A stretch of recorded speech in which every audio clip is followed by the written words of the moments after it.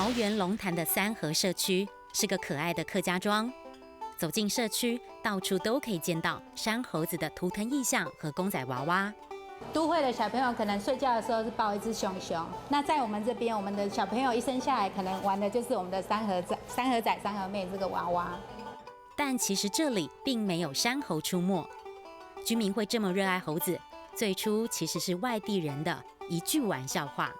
客家话山猴听起来就是闪佛，很像山猴子，那我们就被称为是山猴子。那一开始感觉很不习惯，那渐渐的也觉得猴子也蛮可爱的。像我们小时候啊，长辈都会说我们很调皮，就说我们是山猴子，山猴哎。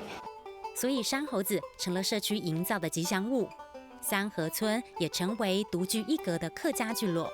在这个社区里，大家都说是感情很好，尤其一提到猴子，大家对猴子的认同感都很有。两只手指，对，对，这样子，轻轻的压平，对，这是我们多出来的把压。对，这个要把它收回来。由客家红板延伸出猴子造型的三合板，因为造型可爱又吸睛，在社区里一直拥有超高人气。你推破掉喽，这个要补回来喽。弄下来的时候是用这样子放着，好，小手，对，轻轻的来，对 ，OK， 好棒。那我们是用猴子刻这个猴子的造型，来做这个缝板，这个猴子三合板，我们称三合板。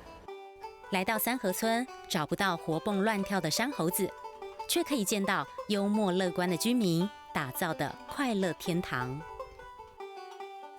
上课喽！大家都熟悉，大家都熟悉，大家都熟悉。